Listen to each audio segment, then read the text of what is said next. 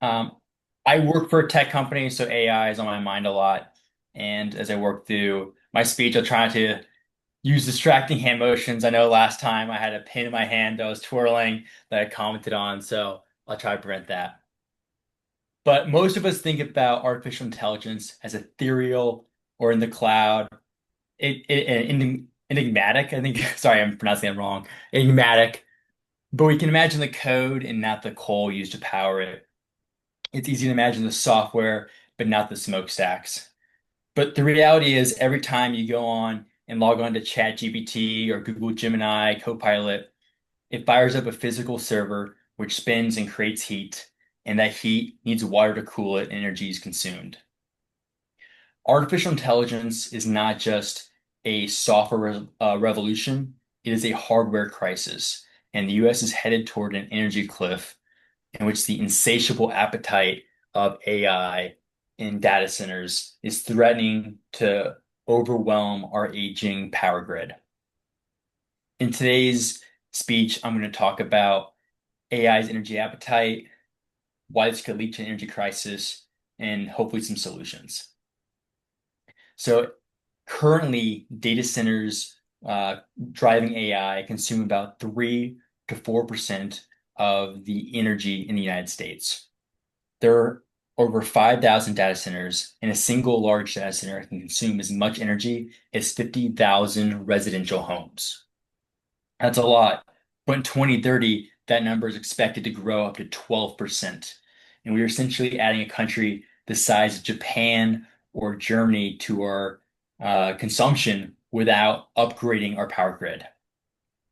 And AI consumes so much energy because it just generates a massive amount of computing power to create these generative new responses. Unlike a Google search, which uses, I remember, zero point 0.3 watts per hour, ChatGPT search for a similar question would use 10 times that amount.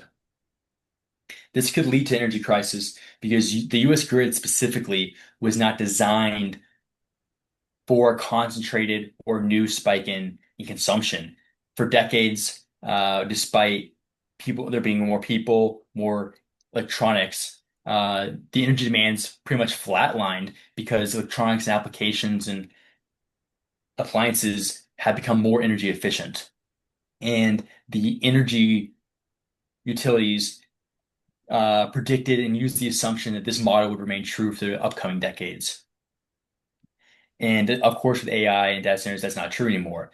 And upgrading the grid is quite complicated, creates long lead times due to complicated regulation approvals and heavy financial investments.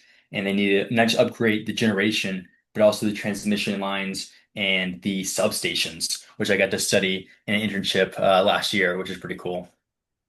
But as data centers demand this more constant energy, utilities are going to have to raise rates or postpone connecting new data centers and homes. This could lead to higher power bills for you and I, or even shortages in allocations of power in certain areas.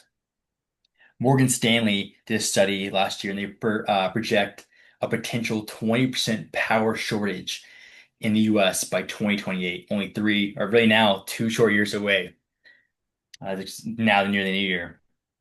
To offset this, the US is turning back to old fossil fuels, which ironically reverses the goals of many of these tech companies and past administrations. At a federal, state, and private level, utility companies are reversing the retirement of coal and gas plants and using them to offset this huge demand that's uprising. Additionally, utilities are going to have to start intentionally raising energy prices to discourage energy use and to avoid potential slowdowns or like brown or blackouts in areas that have high concentrated demand. So AI in the US are headed toward a arms race in AI with other countries, and growth is really unlikely to stop as the demand for it's so high. So the US needs a plan to adapt to this growing trend and handle it successfully. And so I have several solutions. The first is nuclear energy in the form of SMRs or small modular reactors.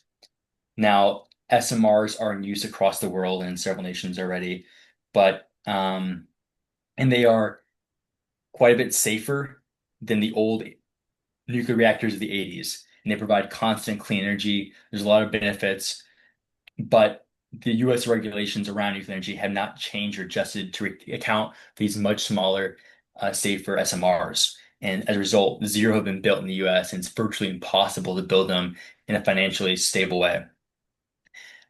The other solutions also involve government policy. First, there's been proposed policy for data centers to be regulated where they can build, so they're not concentrated in certain areas like in Texas or in Oklahoma, prevent grid shutdowns.